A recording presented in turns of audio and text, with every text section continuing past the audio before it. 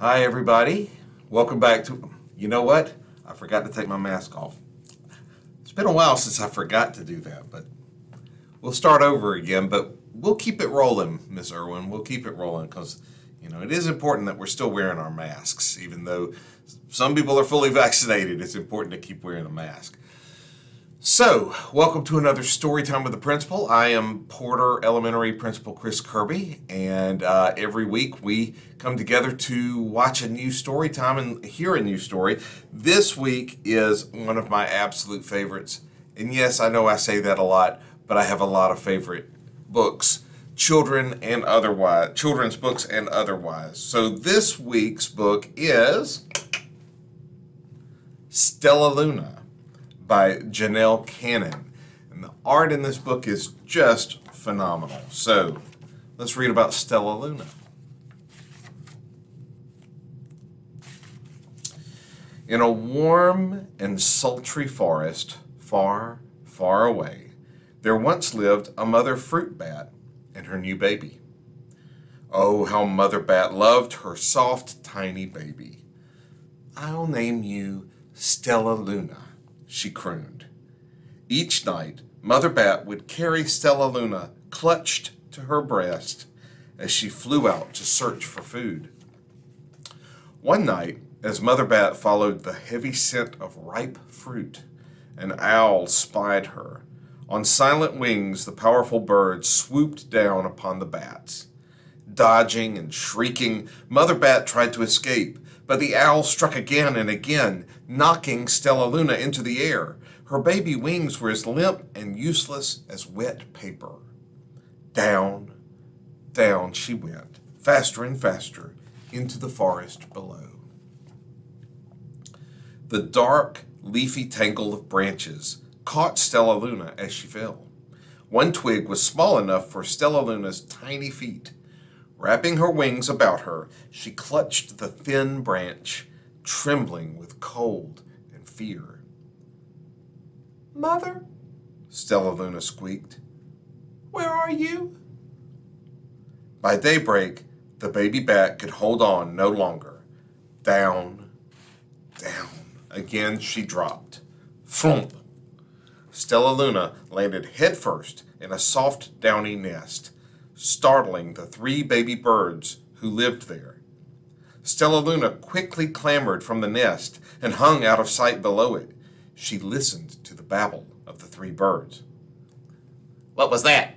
cried Flap. "I don't know, but it's hanging by its feet." Chirped Flitter. "Shh, here comes Mama," hissed Pip. Many, many times that day, Mama Bird flew away, always returning with food for her babies.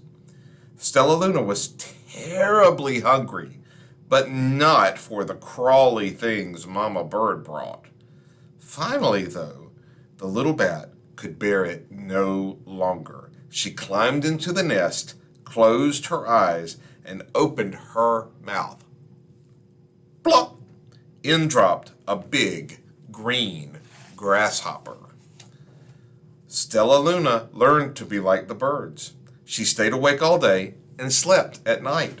She ate bugs even though they tasted awful. Her bat ways were quickly disappearing, except for one thing. Stellaluna still liked to sleep hanging by her feet. Once, when Mama was away, the curious baby birds decided to try it too. When Mama Bird came home, she saw 8 tiny feet gripping the edge of the nest. "Eek!" she cried. "Get back up here this instant! You're going to fall and break your necks!" The birds clambered back into the nest, but Mama Bird stopped Stellaluna. "You are teaching my children to do bad things. I will not let you back into this nest unless you promise to obey all the rules of this house." Stellaluna promised. She ate bugs without making faces. She slept in the nest at night, and she didn't hang by her feet. Stellaluna behaved as a good bird should. All the babies grew quickly. Soon the nest became crowded. Mama Bird told them it was time to learn to fly. One by one, Pip, Flitter, Flap, and Stellaluna jumped from the nest. Their wings worked. I'm just like them, thought Stellaluna. I can fly too. Flip, Pip, Flitter, and Flap landed gracefully on a branch. Stellaluna tried to do the same. How embarrassing. I will fly all day, Stellaluna told herself. Then no one will see how clumsy I am. The next day, Pip, Flitter, Flap, and Stellaluna went flying far from home. They flew for hours, exercising their new wings. The sun is setting, warned Flitter. We'd better go home or we'll get lost in the dark, said Flap. But Stellaluna had flown far ahead and was nowhere to be seen. The three anxious birds went home without her. All alone, Stellaluna flew and flew until her wings ached and she dropped into a tree. I promised not to hang by my feet, Stellaluna sighed. So she hung by her thumbs and soon fell asleep. She didn't hear the soft sound of wings coming near. Hey, a loud voice said. Why are you hanging upside down? Stellaluna's eyes opened wide. She saw a most peculiar face. I'm not upside down. You are, Stellaluna said. Ah, but you're a bat. Bats hang by their feet. You are hanging by your thumb, so that makes you upside down, the creature said. I'm a bat. I'm hanging by my feet. That makes me right side up. Stellaluna was confused. Mama Bird told me I was upside down. She said I was wrong. Wrong for a bird, maybe, but not for a bat. More bats gathered around to see the strange young bat who behaved like a bird. Stellaluna told them her story. You ate bugs? Stuttered one. You slept at night? Gasped another. Oh, very strange, they all murmured. Wait, let me look at this child. A bat pushed through the crowd. An owl attacked you? She asked, sniffing Stellaluna's fur. She whispered, You are Stellaluna. You are my baby. You escaped the owl? Cried Stellaluna. You survived? Yes, said Mother Bat, as she wrapped her wings around Stellaluna. Come with me, and I'll show you where to find the most delicious fruit. You'll never have to eat another bug as long as you live. But it's nighttime, Stellaluna squeaked. We can't fly in the dark, or we'll crash into trees. We're bats, said Mother Bat. We can see in darkness. Come with us. Stellaluna was afraid, but she let go of the tree and dropped into the deep blue sky. Stellaluna could see. She felt as though rays of light shone from her eyes. She was able to see everything in her path. Soon, the bats found a mango tree, and Stellaluna ate as much of the fruit as she could hold. I'll never eat another bug as long as I live, cheered Stellaluna as she stuffed herself full. I must tell Pip, Flitter, and Flap. The next day, Stellaluna went to visit the birds.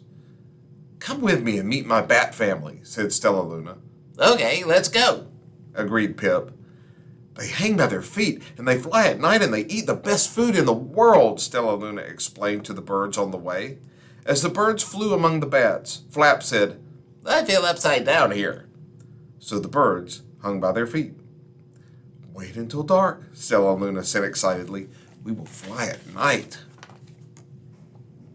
When night came, Stellaluna flew away. Pip, Flitter, and Flap leapt from the tree to follow her. I can't see a thing, yelled Pip. Neither can I, howled Flitter. Aye! Shrieked Flap. They're going to crash, gasped Stellaluna. I must rescue them. Stellaluna swooped about, grabbed her friends in the air. She lifted them to a tree, and the birds grasped a branch. Stellaluna hung from the limb above them.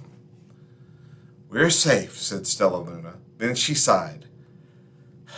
I wish you could see in the dark, too. We wish you could land on your feet. Flitter replied. Pip and Flap nodded. They perched in silence for a long time. How can we be so different and feel so much alike? Mused Flitter. And how can we feel so different and be so much alike? Wondered Pip. I think this is quite a mystery, Flap chirped. I agree, said Stellaluna. But we're friends, and that's a fact.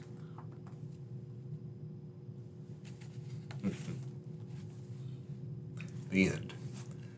Stellaluna by Janelle Cannon. Have a great day.